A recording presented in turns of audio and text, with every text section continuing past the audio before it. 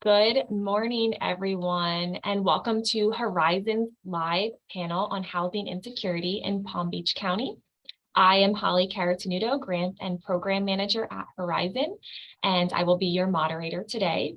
Before I introduce our esteemed panelists, I would like to welcome Horizon CEO, Jennifer Krischka, to share about the mission of Horizon. Thank you, Holly, and thank you to all of our wonderful panelists. We are very happy to be able to be putting this panel together today. Housing insecurity and affordable housing is certainly an important issue within this community, and it's one of the priority issues for Horizon this year. So our mission is to create long-term social change to advance the status of all women and girls locally, nationally, and in Israel. So we are a funder. We also provide community education opportunities like this. We do advocacy training and leadership development. If you're interested in learning more about our work or other upcoming events, I do encourage you to go to our website at Join Horizon, that's HERIZON.org. So thank you again to all of our panelists and to everyone who is here today. This is being recorded and we will share it on our YouTube channel. So if you're interested in watching it again or sharing it, you'll be able to do that. I am going to turn this back over to Holly to go ahead and get us started. Thank you, Jennifer. I am going to now introduce each of our panelists, and then after the introductions are complete, I will go through one by one so you can hear directly from them about some of the work that they are all doing. I will start today with Jonathan Brown. Jonathan serves as the Director of Palm Beach County's Department of Housing and Economic Development, which oversees the county's business community and affordable workforce housing programs and initiatives. Prior to his current position, Jonathan worked as the Housing and Community Development Manager, as well as the Community Redevelopment Agency Manager for the City of Fort Lauderdale. Jonathan has over 20 years of experience in affordable and workforce housing, economic development, and banking lending. He holds the following degrees and certifications: bachelor's degree in business administration from Eastern Michigan University, graduate of the National Forum for Black Public Administrators, Executive Leadership Institute, certified redevelopment professional through the Florida Redevelopment Association, certified economic development finance professional through the National Development Council, certified green belt for process improvements through the Institute of Industrial Engineers, certified home ownership counselor through Neighbor Works America, and certified master trainer through Langdon Learning Services. Next up, we have Linda Charles. Linda Charles started with Community Partners in September 2016 as the Vice President of Housing Services. She has served as Senior Program Officer and Chief Underwriter for the South Florida Local Initiatives Support Corporation, a planner with Palm Beach County Housing and Community Development, Principal Creator of Neighborhood-Based Developers and Consultants, and the Deputy Director of the Haitian American Community Development Corporation in Miami. With an ability to effectively and creatively shift her professional mindset, Linda oversees Community Partners, home ownership promotion and preservation, financial capability, supportive housing, lending services, and real estate development asset management. Linda has decades of extensive experience in planning, monitoring, supervising, and implementing housing and community redevelopment projects. That includes working with and providing technical assistance to Community Development Corporation, CDCs, and Community Housing Development Organization, CHDOs. As a chief underwriter at LISC, she was responsible for originating and underwriting all pre-development and construction loans for South Florida. She also reviewed and evaluated the work of the program officers as loan originators and underwriters. Her annual productivity ranged from $5 million in a slow year to $10 million. As the Deputy Director for Haitian American CDC, she administered the real estate program under Neighborhood Stabilization Grant. She has great insight in community lending, community needs, and problem solving. Linda holds a Bachelor of Arts in Economics and a Master of Arts in Urban Planning from Florida Atlantic University. Originally from Haiti, Linda speaks fluent Creole and conversational French.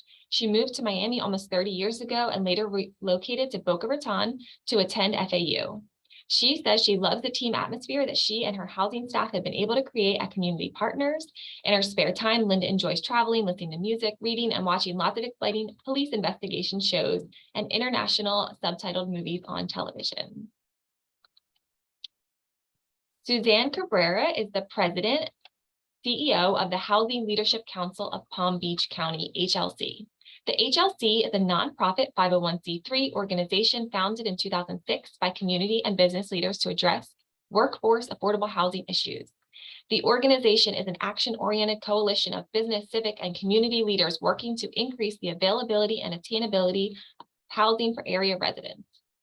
Specifically, Mrs. Cabrera works on the development and preservation of affordable workforce housing that includes financing of projects through private and public sources and addressing regulatory barriers that increase the cost of housing. As part of this effort, the HLC convenes a wide variety of public, private, nonprofit, and municipal partners, including business executive developers, lenders, CRAs, CDCs, public housing authorities, as well as local, state, and federal agencies develop housing strategies and form collaborative partnerships to implement policy and funding initiatives. The HLC formed several consortiums, including the Lake Worth CRA Consortium, which received a $23.3 million NSP2 award, and the South Florida CLT Network, which received funding over $500,000 from SIF, Ford Foundation, and Cornerstone. Mrs. Cabrera has extensive experience in writing and administering federal, state, and local grants, including NSP, CDBG, ESGP, ESP, and FEMA. She has written grants resulting in over $50 million in successful awards. She is also known for her advocacy work and has received several awards for her efforts to restore the State Housing Trust Fund, SDOSky. Prior to joining the HLC, she served as executive director of the Lord's Place, a nonprofit agency which serves the poor and homeless. During her 12-year tenure, she started a number of housing initiatives, including securing an initial $1.2 million HUD grant and $4 million in private funding for the construction and endowment of a 38-unit multifamily housing complex. She also oversaw the merger with Cafe Joshua and took the agency from 4 staff members and $250,000 budget to an organization with over 70 staff members and a $10 million in assets, which served thousands of families and individuals in need. Prior to this position, she served as the executive director of Hibiscus Children, which provided shelter for abused and neglected children and a full complement of services for families at risk. Mrs. Cabrera has many professional volunteer roles, including serving as current chair of the Florida Housing Coalition Board of Directors. Locally, she was a member and past chair of the Palm Beach County Commission on Affordable Housing, chair of the West Palm Beach Affordable Housing Committee, and a member of the Affordable Housing Collaborative. She also serves on the Community Advisory Board for JPMC Regions, Bank United, PNC, BB&T. She has also authored articles on housing policy and frequently speaks on housing issues at the local, state, and national level. Mrs. Cabrera was a member of Leadership Palm Beach County Class of 2003 and served on the organization's board of directors for 5 years. She has also been involved in the local association for fundraising professionals, serving as the chapter president, as well as numerous other leadership roles. She was awarded the CFRE Certified Fundraising Executive designation in 1994. And finally, we have Diana Stanley. For 14 years, Diana Stanley has led the Lord's Place in its mission to end the cycle of homelessness and advocate for those living on the margins of our society. Her enthusiasm has empowered staff to deliver superior programs and services, and her exceptional ability to inspire people to take action has created systematic reform at the local, state, and national levels. Ms. Stanley, along with her executive leadership team, have created new programs, financially stabilized and diversified the agency resources, and fostered the creation of many innovative programs, including social enterprises, supportive housing projects, job training, street engagement, and an internal strategic innovation department to lead the agency's research, evaluation, grant, and data management functions.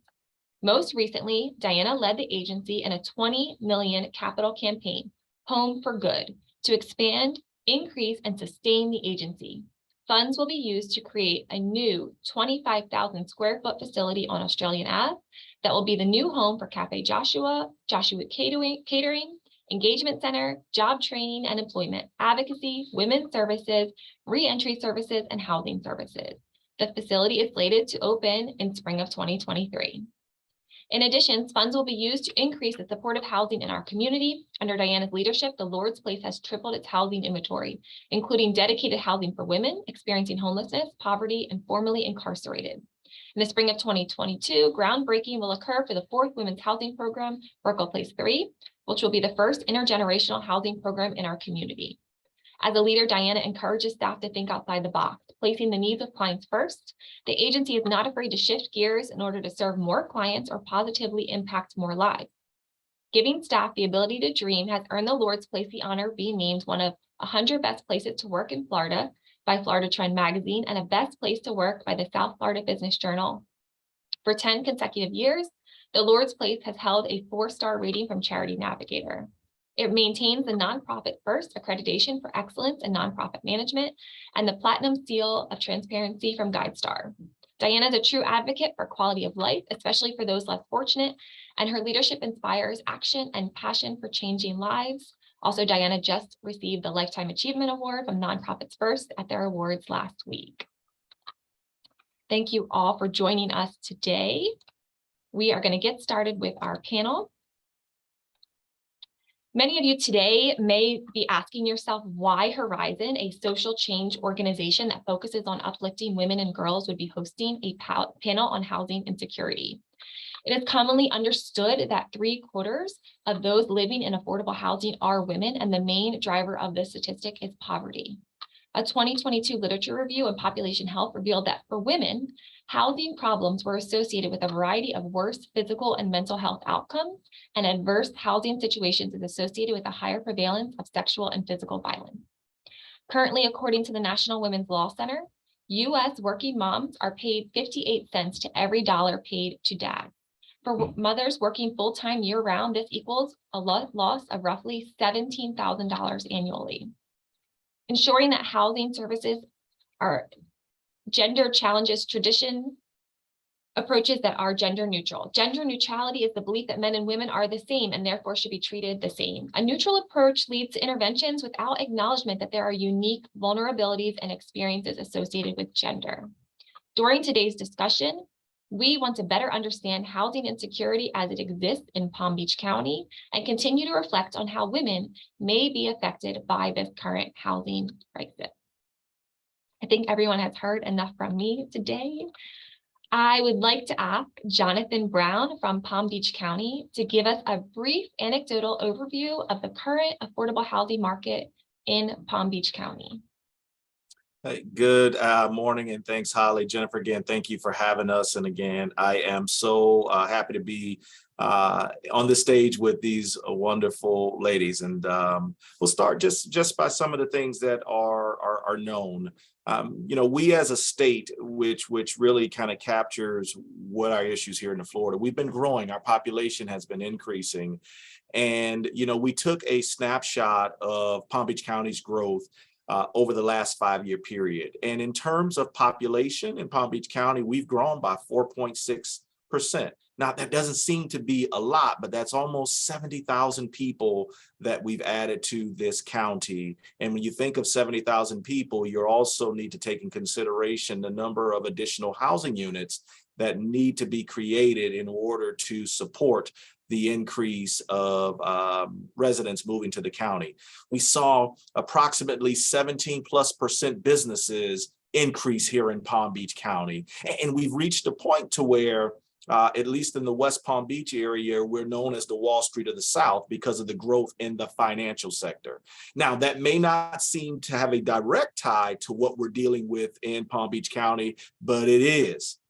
Because the reality that we've seen over the past year plus is that, especially on the home buyer side, cash is king. And when you are moving from another state or location where you can come in and you can spend cash to purchase homes, it makes it very tough for our residents who need to secure loans and mortgages.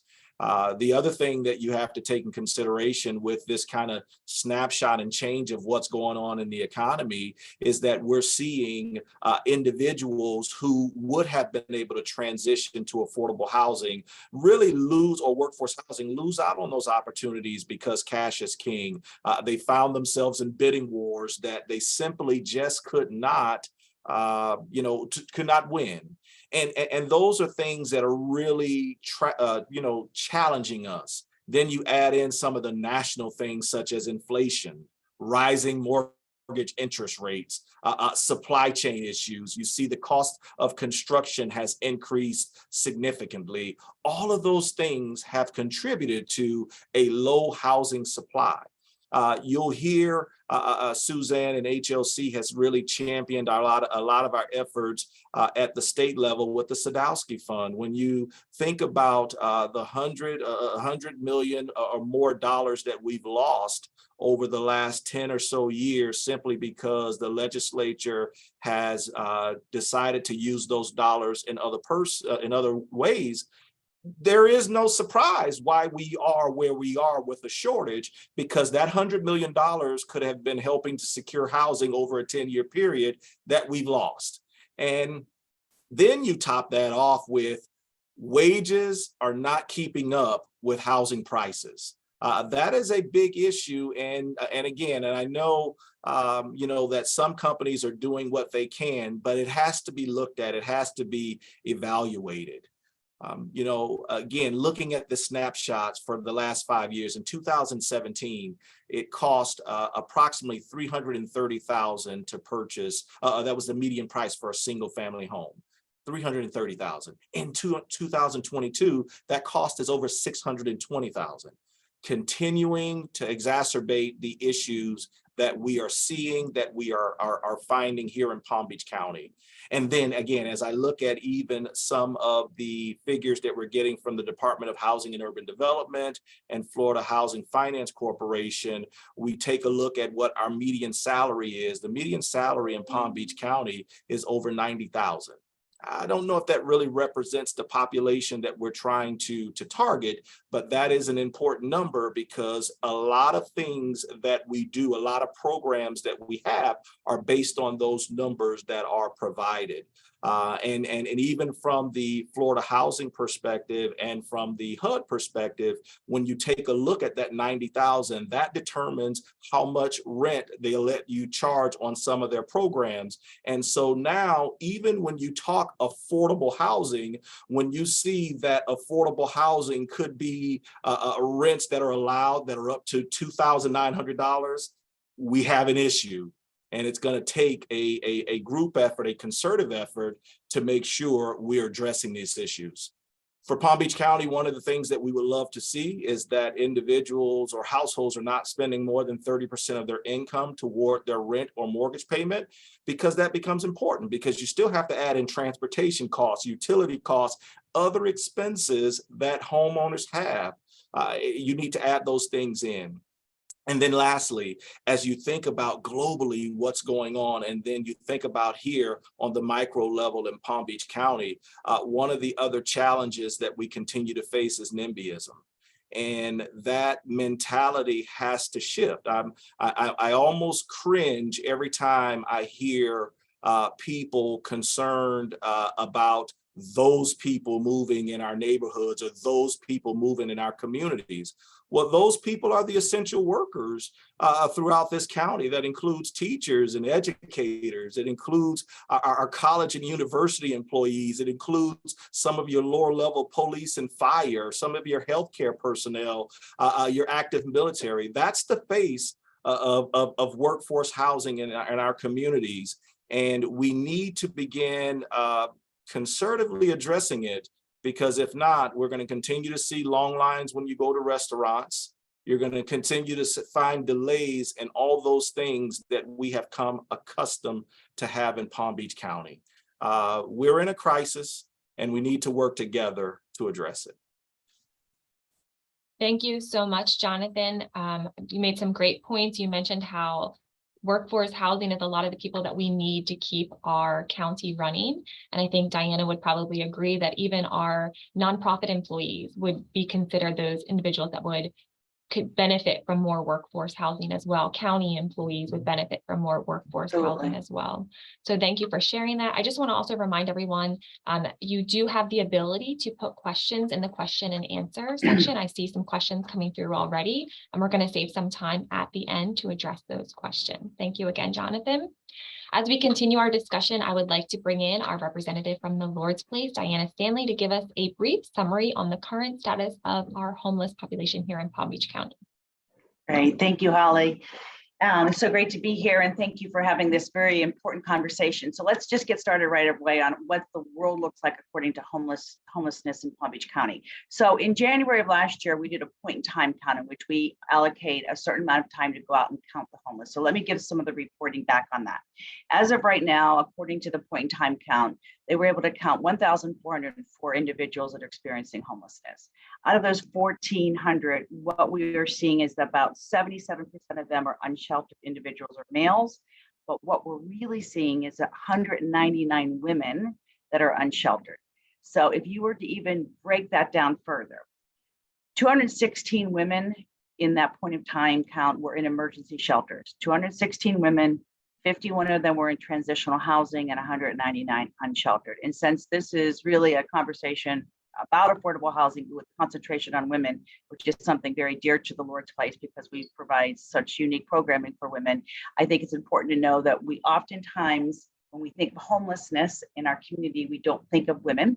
And when we talk to women who are experiencing homelessness, they oftentimes talk about the fact that they want to be invisible. They don't want to be seen out in the community because of safety issues, et cetera. So even though the point in time count is claiming that, we would probably say it could be a little bit higher than that. And I think it's really important that people understand that piece of it. As it relates to housing, everybody knows where we stand on this, and that the Lord's Place is 100% behind workforce housing, because our people right now, our staff, have limited options for housing. But I want to always be mindful that we must never forget this homeless population. We must never forget that when we are building workforce housing, we also are in need of creating more housing for the very poor and the homeless individuals out on the street. We're never going to be able to increase or to stop homelessness if we don't have increased housing, and that includes permanent supportive housing. So moving forward, as we think about some of these numbers that I just shared with you today, I also think it's important to know about just not individual women that are homeless, but the impact of mothers that are experiencing homelessness. So if the Lord's Place runs a family campus, we are in partnership with our friends over at Adopt a Family, and we are both seeing such an increase in family homelessness. We know that due to all the housing costs, that is going to continue to increase. So we are preparing ourselves for an increase in homelessness over the next year. But I thought what would be really interesting and kind of startling for the panel to hear is in 21-22, we actually have a homeless record count in the school district. And they were able to record 2,927 children in the Palm Beach County School District experienced homelessness one time during their school year. That's alarming to us as an agency. It should be alarming to us as a community that it is never okay for children to experience homelessness. And we know that most of those children are part of a household that's led by a woman. And so once again, we're talking about how do we empower women and give them the resources they need in order to have safe, secure housing so that their children are not going from couch to couch, home to home, and eventually ending up either in a car or in the emergency shelter.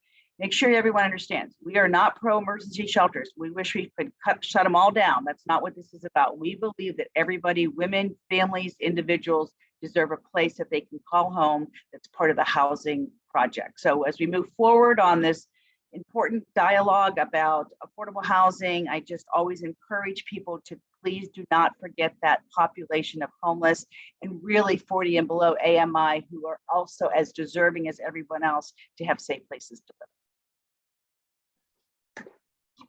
Thank you so much, Diana, for sharing that. And the school district numbers are very alarming, and it's something that we should ensure that the public is aware of. So thank you for sharing that. One of the reasons we did decide to host this panel is because in the November election, there will be a housing bond on the ballot for Palm Beach County. I'd like to introduce Suzanne Cabrera to briefly share about this bond. Thank you so much. And I assure you, Diana, you have somebody here who's never going to forget about the homeless after my previous experience. But we do have to address the housing crisis in our community. And sorry, those calls come all the time right now. And The $200 million housing bond is going to be on the ballot November 8th. It's part of a much larger housing plan that we have worked on for many years now. It took a lot of partners, a lot of research, and put the plan together. And part of that is funding and financing. And one of those solutions we found that we have to have funds we can count on. And this is something where we've actually had over 200 million in SHIP fund swept. So we see this every year where we can't make a good plan for increasing housing when we don't have control of our own destiny. So we're proposing this $200 million plan. And normally I wouldn't say throwing money at things is the right way to go about things in every case. But actually, in this case, we did a needs assessment, which showed between 2010 and 2019, we fell behind 20,000 units in Palm Beach County. We had more people moving in than units we were building, and that's increased by another 5,000. So 25,000 units just missing. So we really have to work to fill that gap right now. And the bond issue would allow for bonds to be approved, bonds to be sold, and would offer gap financing. And this would only be used to produce units to fill that gap. And it's something where it's got kind of a double-edged sword where we're going to fix the supply imbalance. And that's so important because right now when a landlord tells you, your rent's going up 500 and the person tries to push back on it, the landlord can say, I got 50 people lined up behind you that want that unit, pay it or you're out. So it'll help just in fixing the supply and demand imbalance. But the other thing it'll do is any units this bond money touches will have to be deed restricted for 20 years. And that's something where Jonathan pointed out median income in Palm Beach County. Median is right to the middle. Not a lot we can do about that. We got a lot of wealthy people, and when you go right to that middle, it's not the average, but it's what HUD has given us to deal with, and we have to do our best, and we can try to encourage people to build and do rents that are lower than that. But we've got to work with the situation we're in. So it's really important that we really start filling this tremendous gap, and none of these bond funds can be used for market rate units. Anything they touch, that's the beauty of when we add state and local financing to things, we get some say in the units that are built. And it's really important that we do that at this time and really start working on this by creating the units and making sure that they are deed restricted to the best ability they can be. And the best news about this, I think, is that the power of community will make this relatively inexpensive for folks. People are like, oh, I can't take tax increases right now. It's not the time. I get it. I live in this world too. But it's going to end up being $4.36 per $100,000 of value for a home. We figured this when the average home price was $550,000 a year. Their average or the actual cost of that will be $14 a year for 20 years. So that's something where I'd happily donate to the Lord's Place, donate to anybody in that amount to help solve this crisis. So we really have to look at the power of community coming together and trying to solve this problem, because it's so important, because the people that make Palm Beach County such a great place to live. I mean, we do have to house the people coming down here. I mean, we're losing deals from businesses that can't find housing when their workers come down here. And when you get an engineer making $80,000 a year plus great benefits come down, look for housing and say, thanks, but no thanks, I'm not taking the job, that's a problem. But think about all the people that take care of the community, the child care workers, the elder care workers, the retail workers, the people that we really depend on every single day to make life in Palm Beach County so great. So we're going to ask people in November 8th to vote for the housing bonds. It'll be question 1 right after the 2 amendments. I will be the first one to admit this is not perfect, but it's a great start. And we need some drastic action right now, really, to fill that supply gap and really start getting things on the right track. Thank you, Suzanne. That was very helpful overview and helped me even understand better what is going to be on the ballot. So thank you for sharing that. At this time, I'd like Linda Charles to provide some information on the current programming through Community Partnerships of South Florida that is available for individuals currently seeking affordable housing. Thank you, Holly. So Community Partners of South Florida, we're a comprehensive community development agency that provide services in several areas, in actually 3 service areas. We have one of the most significant behavioral and mental health program. We have community programs such as the Bridges, mentoring, parenting, and we have housing. So for the year, we may see about 10,000 people throughout the year. And I will say housing is almost like in the middle, providing services for existing clients. So we are almost like a natural fit for the rest of the organization because of the people that they serve. People in the 50 to maybe 80% MAI. So in the research that we've done, and when we were accepting to talk, I looked at our data and we realized that about 70% of the people that we served this year in our Prosperity Center program were women. So when we looked at, and then that's definitely, they are making probably 60% of them making $40,000 or less. So thereby there's no surprise about the poverty level and that most women are in poverty. So that's what we found out when we're doing a little exercise and to respond to the call today to talk. So it was very interesting. So the way we serve the affordable housing clients is through about 4 different programs that we have. We have the Prosperity Center that does the financial literacy and coaching and work and provide services in the area of budgeting and credit for people and asset building. So most people, and in Palm Beach County, we know that the average sales price is $550,000. The average median income is $90,000. That priced out many of our clients. I would say 80% of that 10,000 people who comes in, they are priced out. So the way we looked at that is really try to build their credit, provided the resources and equip them with tools to build their credit so they can access a car at a cheaper rate. Because if you have bad credit, everything becomes expensive, whether you're buying a car, you're buying insurance, you're buying a house. So that's one of the ways that we support our clients moving to housing and security. So we also we are one of the agencies that work with Palm Beach County Services, Community Services, in their initiative of securing our future.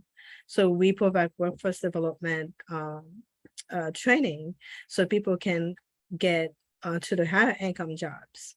So my take on affordable housing crisis is we cannot solve, it's not a single issue. We cannot solve the affordable housing crisis without looking at living wages. So we really look at this issue in a very, not a linear way, but how do we really get to long-term impact for the community? We look at people, we look at place, and we look at system, because we can talk all day long with the affordable housing if we're not looking at living wages, better situation, that we are going to be here every so often in that affordable housing crisis.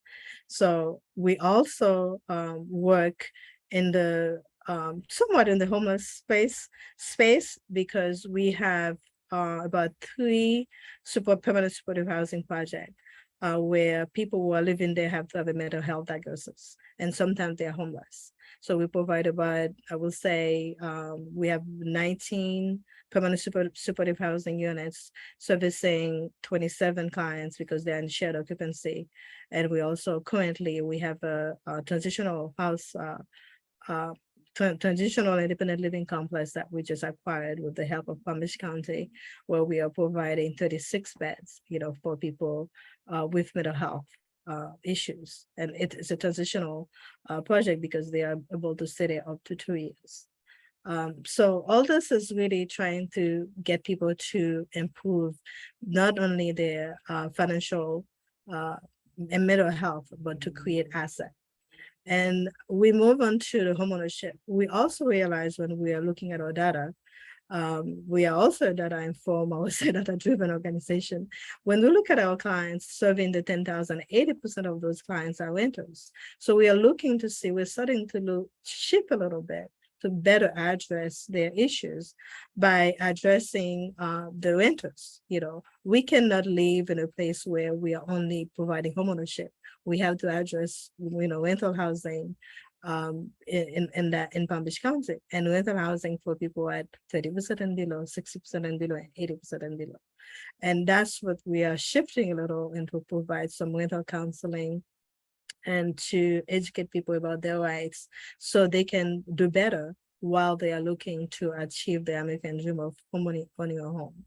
So the budget counseling, credit counseling, housing counseling, the homeownership, certified homeownership education that we do because we are a certified health agency, all that lead to me to better resource community. And I coined it a little bit, creating neighborhood of choice. People have to have a series of different type of housing in community to make healthy community.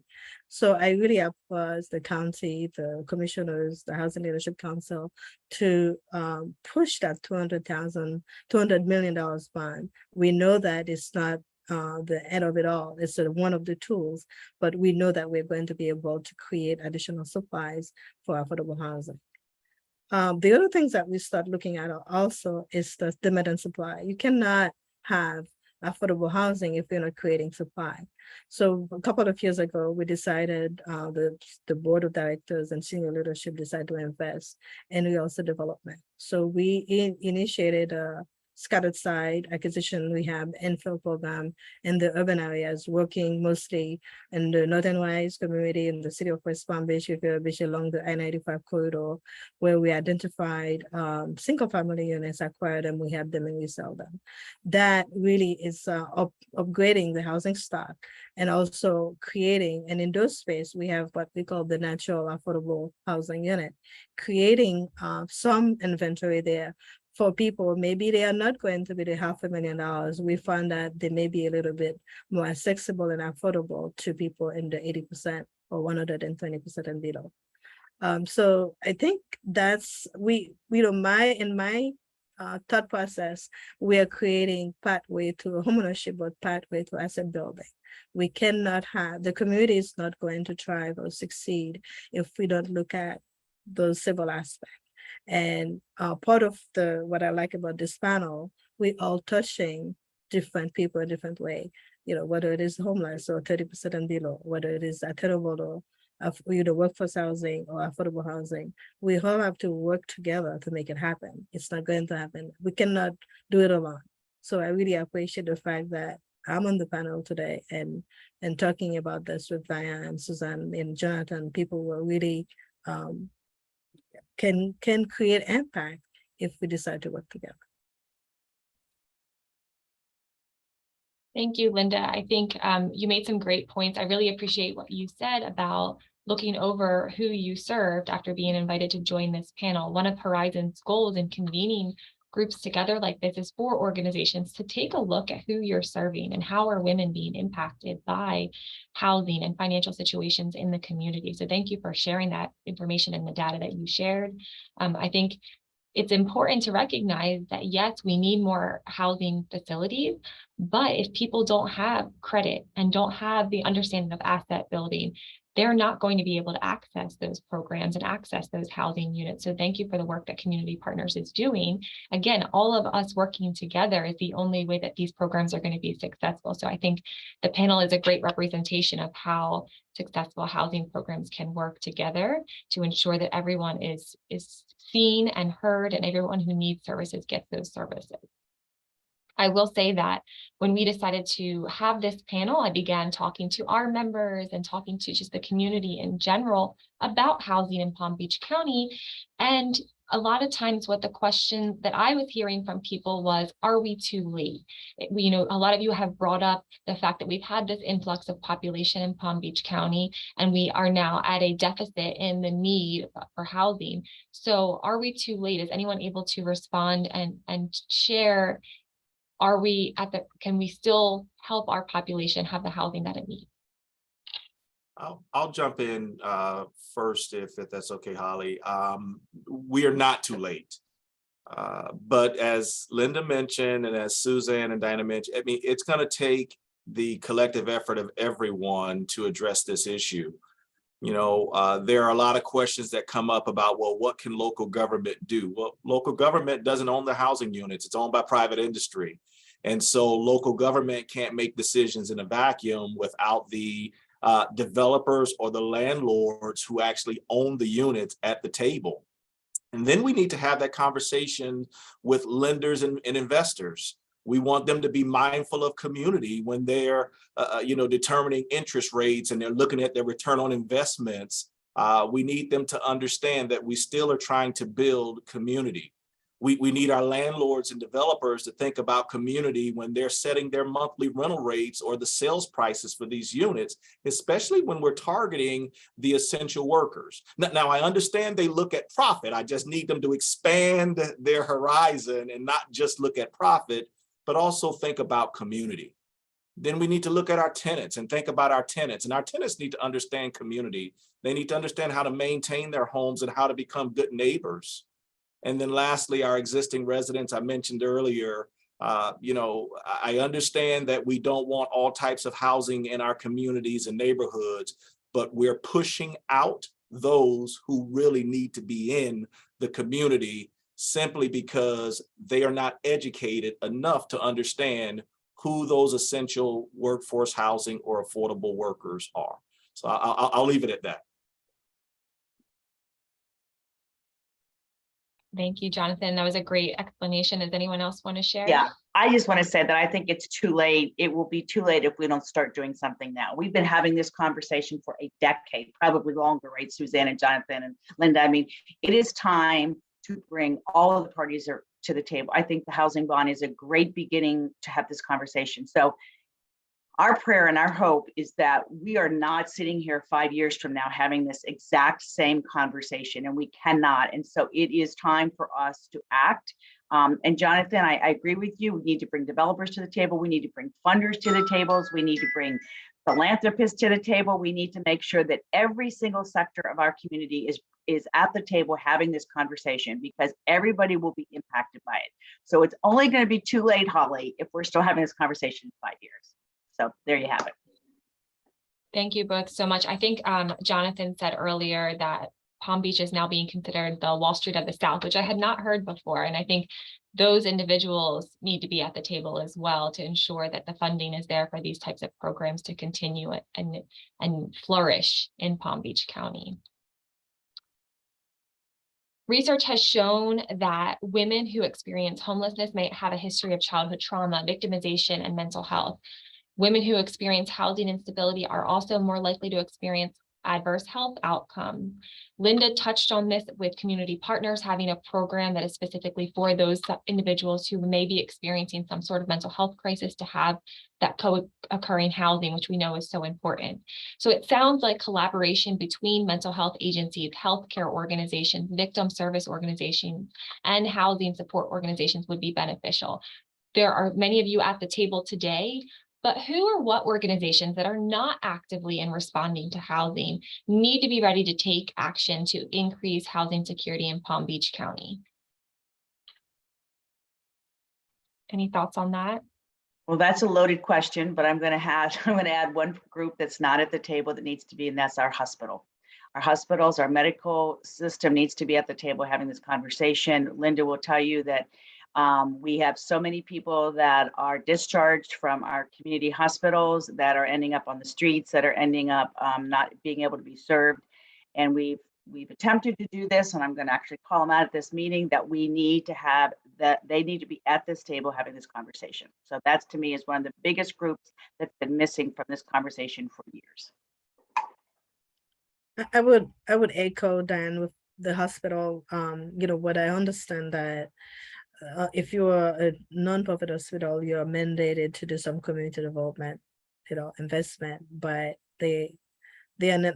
I don't think they are there, especially in Florida and other places that they have doing some really very creative financing and development in the different areas. But I think they definitely need to be on. I think maybe I know the school board is trying very hard to be at the table. They have a lot of surplus of land, so are the churches, I would say. need to be there also to, if it is not as a provider, but also as a coordinator. As we know, we heard Diana said, and we know that there are several thousands of students who are homeless. And then I'm sure that if you are homeless, and then as we experience at Community Partners or South Florida, to our programs, when people are experiencing homelessness, they may be experiencing some anxiety and other mental health issues or mental wellness issues. So that has to be something that the major system, whether it is the state, whether it is the hospital and school board, need to be a little bit more active in creating this space to have that conversation and to see if we can add units on the table. The only thing that solve homelessness is creating housing. So you just need to create the house, but also we've also know, based on our research and evidence at Community Partners of South Florida, we don't create brick and mortar only. We really have to look at the supported services that I call them, whether it is budgeting, credit counseling, mental health wellness, or awareness. And all those things contribute to people staying in poverty. We started to think whether or not poverty is not just access to capital funding, and also is it a state of mind, looking at the mental wellness or mindset change. We do some training on that to really give people opportunity to grow and to change their own destiny. The other thing that I will say is, with the churches and the different organizations, active listening in the community. I would say better community engagement, so people can participate in their own solutions. So that I would say that would be part of that. So if they are participating, I think maybe we have a better opportunity to push the hospital, the elected officials, to do better. Because when you go to the meeting, it cannot just be the providers that are at the table. The community needs to be there too, so we can do better during the problem solving. Thank you both for those answers. I think it's very helpful. I agree that the hearing from the community is the best way to truly understand what the community needs. I think healthcare, especially for women, when we think about poverty being the reason that so many women end up in affordable housing or homeless, one of the leading drivers of poverty is healthcare costs.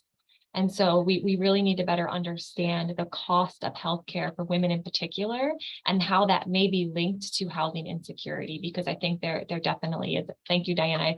I see you, and Diana's the expert, so I'm going to go to her and say that, yes, I'm right there, that there is a link there.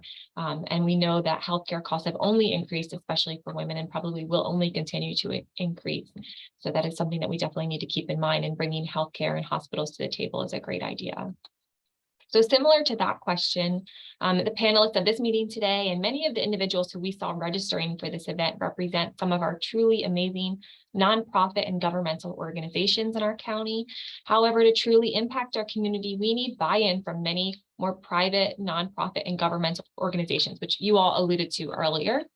Are there organizations, private, nonprofit, or governmental, that are thinking outside the box when it comes to housing that we should be aware of?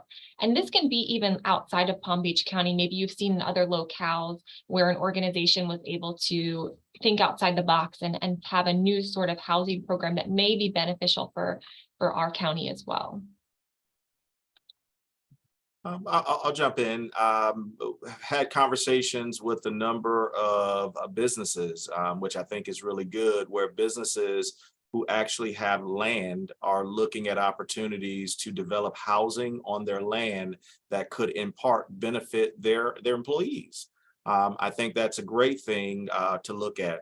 Also working with developers, specifically, I guess in this instance, the Palm Beach County Housing Authority, that's looking at doing a container housing project.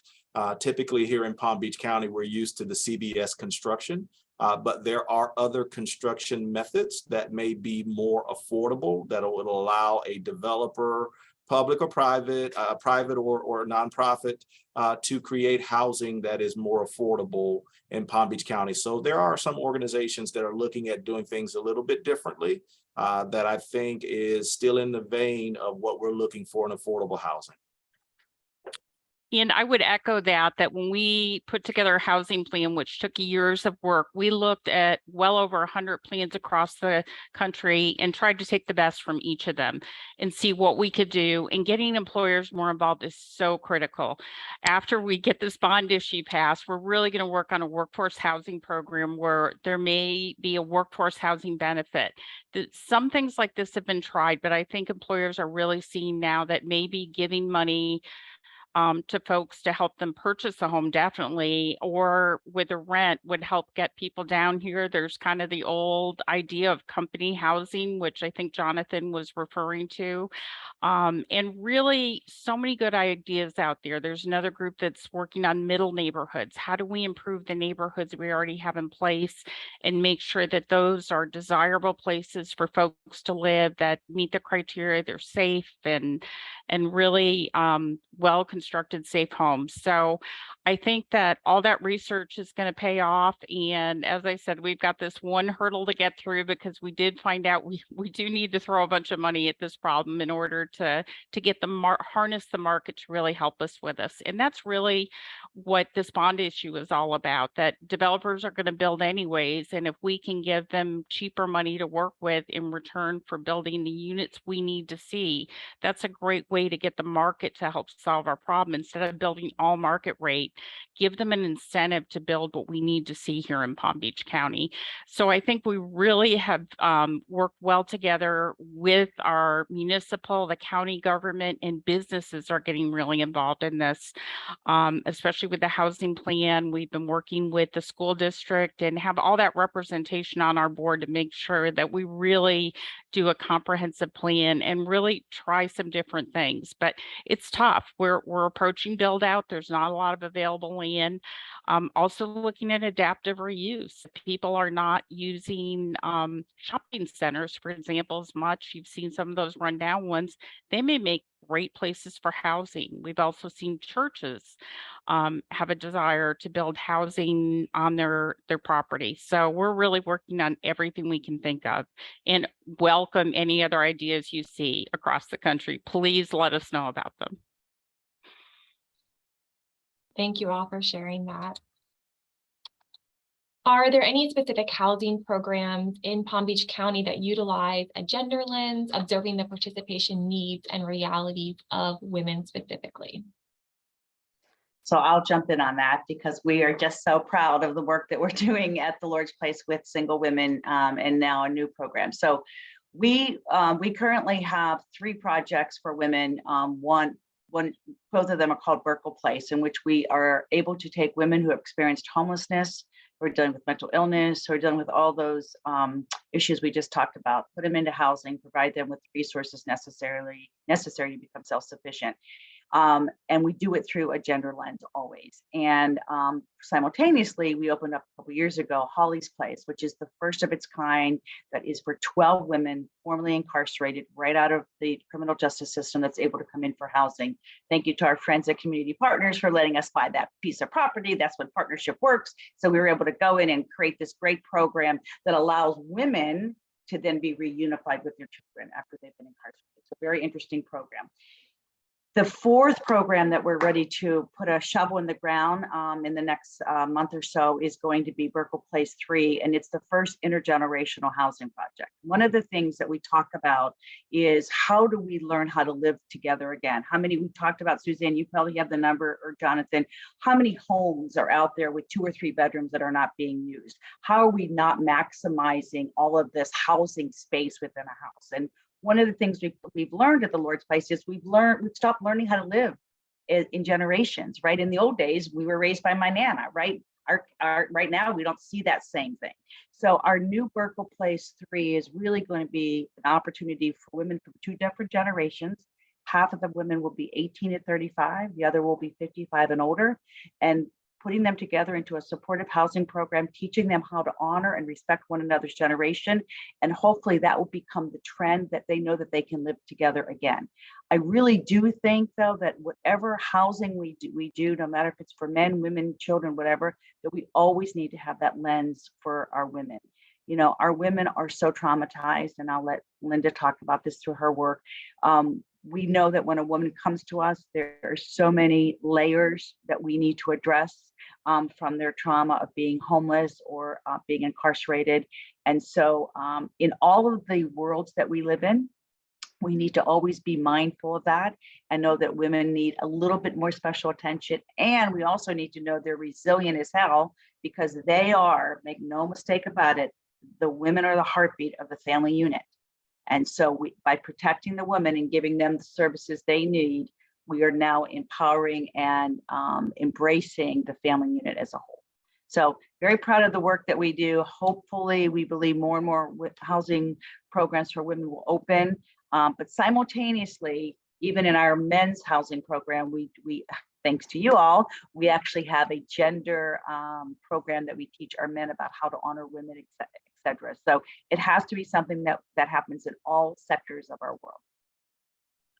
And I will add, because we realize that many of our clients are female single head of household, whether it is in our Prosperity Center program, SOFI, or homeownership, we realize that 60 to 70%, they are leading the change in their family. So that only will give us a different way of looking at what the supported services are to accompany them in their journey. Because they are juggling so much, between parenting and work and trying to live in a thriving community. So we really paying attention to those numbers these days. And even in our Homebuyers Club, everybody that when we try to market to them, they are the people that will come to us and respond to the call. So that only is a way to force us to engage and to provide services and to sort of cater the services or customize it to the women, because we know that they are the heartbeat of the family. We don't have specifically housing units that are dedicated to women only, but that's certainly a good idea.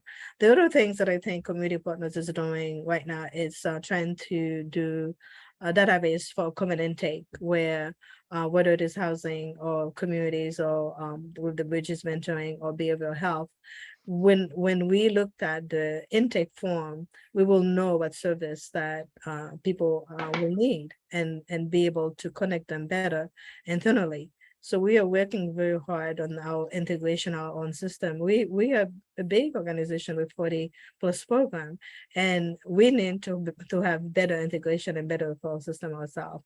And so we can do better on the external partnership. But I think having seen the data, we're going to cater better to the women. And also we have lending program that's catered to civil servant, police officer, and things like that. There might be opportunities for organization, to really think of this provision of services with a gender lens. Just like we're asking people to look at racial lenses. So it's certainly something that we need to look at. And finally, I would say on the living with intergeneration, the accessing dwelling units, so what they call it, it's might be the way to go. If you have different generations living together, where there's a main house and there's an accessory dwelling units, that might be a way for not only for people to get higher income, but to keep the expenses lower, because we're all living together. So in Palm Beach County, and I will say zoning, regulatory zoning and land use is one of the biggest way that we really need to rethink affordable housing. We can no longer think about single family units only when we are developing. We are running out of land. And so I would say we are, as a member of the Commission on Affordable Housing, we're really looking at that very seriously, and hopefully the elected official and the zoning and the county staff will hear us. Yep. Great, thank you. I liked what Linda was saying about women are the heartbeat of the family. And the research literally shows that when you financially uplift women, the community at large benefits. So sometimes we do get a little pushback on why do we focus on women in some of these conversations.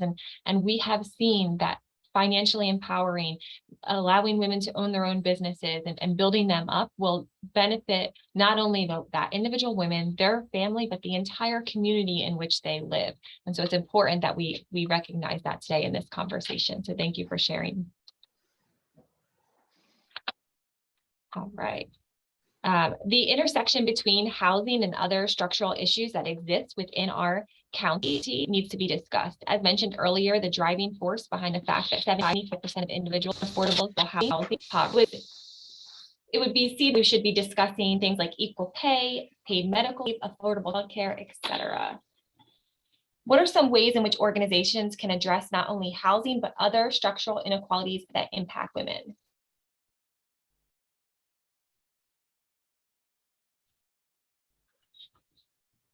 So I'll start, but just one area that I think we need to always be mindful of, and that would be reentry services. The need for us to understand that we are seeing the biggest increase right now in women being incarcerated. And once they are being released from the criminal justice system, that we have a community that allows them to come back to and to begin their second chance. Simultaneously, I tell this group and hopefully even harder to find housing. And so we need to keep that population and limit what that second chance means, especially as it relates to housing. We need to be advocating for that landlords, et cetera, are willing to look at someone and not just see their criminal